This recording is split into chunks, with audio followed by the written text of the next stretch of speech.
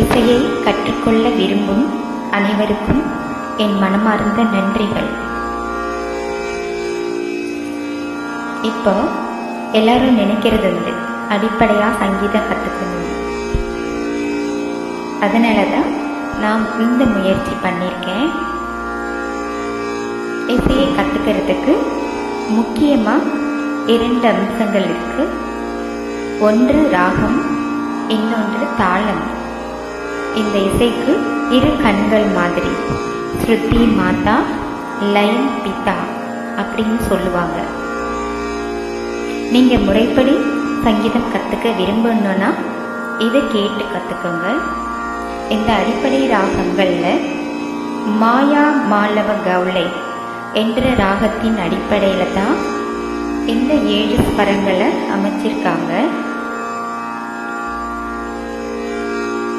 அப்படி அந்த ராகத்தை கற்றுக்கிறதுக்கு அடிப்படையாக தாளம் மிகவும் அவசியம்.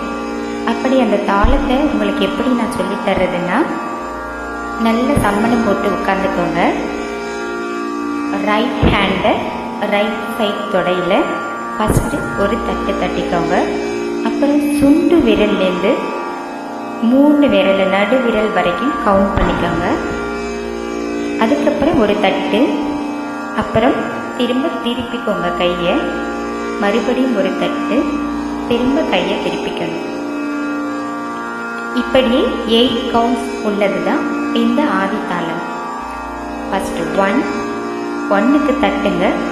2, 3, 4 அது வரைக்கும் கவுண்ட் பண்ணுங்க.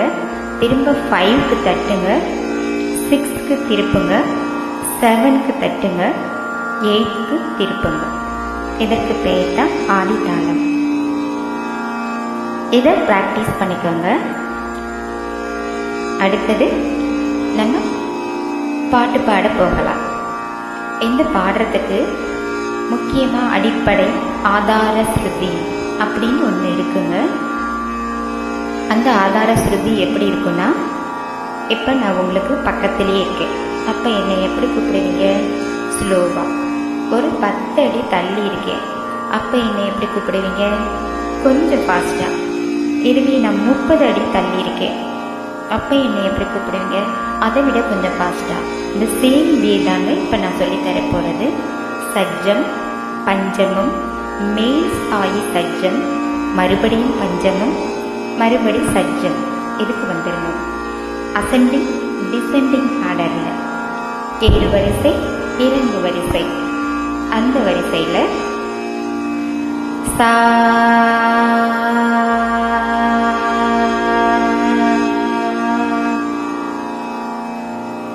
பா,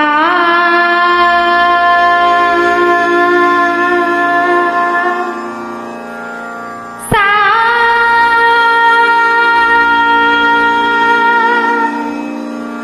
பா,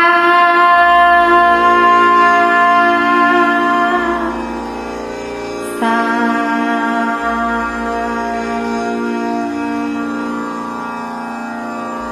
இதுதாங்க ஆதார ஸ்ருதி அப்படிங்கிறது.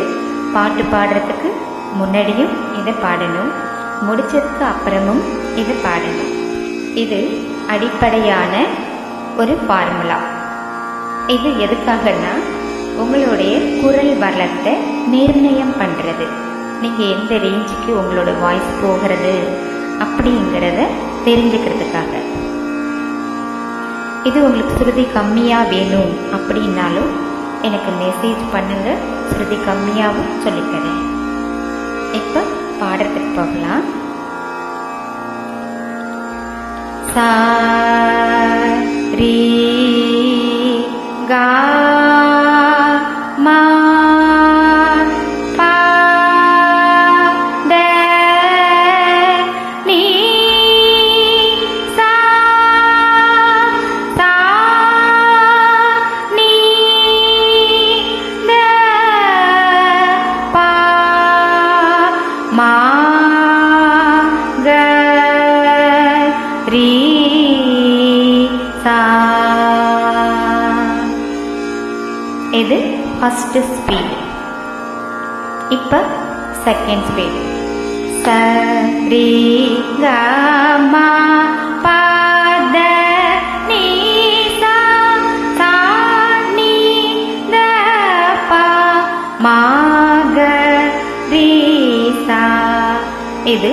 Second speed. ஃபர்ஸ்ட் ஸ்பீடுங்கிறது ஒரு தட்டுக்கு ஒரு ஸ்வரம் வரும். செகண்ட் ஸ்பீடுங்கிறது ஒரு தட்டுக்கு ரெண்டு ரெண்டு ஸ்வரங்களா வரும். இப்போ தேர்ட் ஸ்பீட். சரி கம பத நி சா சா நி த ப ம க ரே சா. சரி கம பத நி சா சா நி த ப ம க ரே சா. இது தேர்ட் ஸ்பீட். ஒரு தட்டுக்கு 4 ஸ்வரங்களா வரும். இப்போ ஃபோர்த் ஸ்பீட். சரி கம பத நி சா சா நி த ப ம க ரே சா. சரி கம பத நி சா சா நி த ப ம க ரே சா. சரி கம பத நி சா சா நி த ப ம க ரே சா. சரி கம பத நி சா சா நி த ப ம க ரே சா. ஒரு தட்டுக்கு 8 ஸ்வரங்கள் வரும். இப்படி 4 ஸ்பீட் வரைக்கும் நீங்க பிராக்டிஸ் பண்ணா உங்களுக்கு சீக்கிரமா இசை வந்துடும். இப்ப இதுவே ஸ்வரங்களா பாடாம அகாரம், உகாரம், எகாரம், ஓம்காரம் இப்படின்னு நீங்க இதை பிராக்டிஸ் பண்ணிக்கலாம். அது எப்படி இருக்கும் அப்படின்னு சொன்னா, இப்ப சரிகம பதனிசா ஃபோர்த் ஸ்பீட் சொன்னேன்ல, அதுவே இது அகாரம். இது உகாரம். இது எகாரம். இது ஒகாரம். இது ஓம்காரம். இதை பிராக்டிஸ் பண்ணாலே நல்ல பாட முடியும். இப்ப ஃபர்ஸ்ட் ஸ்பீட் நான் பாடிட்டு உங்களுக்கு கேப் விடுற, முடிஞ்சா நீங்க பாடி பிராக்டிஸ் பண்ணிக்கோங்க. சா ரே கா மா பா த நீ சா சா நீ த பா மா க ரே சா.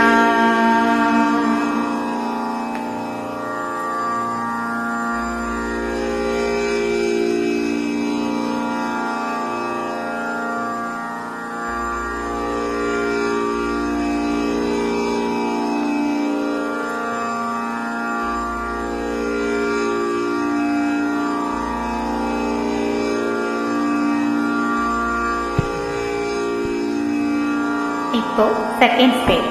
சரி க ம ப த நீ சா சா நீ த ப ம க ரே சா.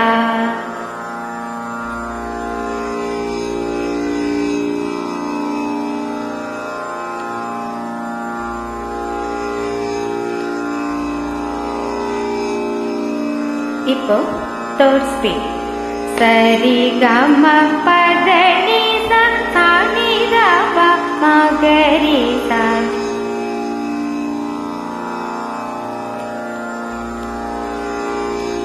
இப்ப ஃபோர்த் ஸ்பீட்.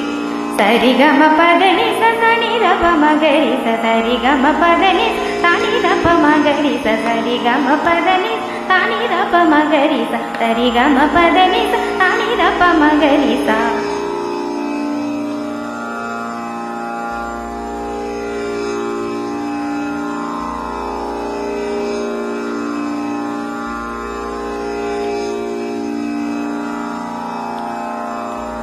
இப்படித்தாங்க ப்ராக்டிஸ் பண்ணணும்.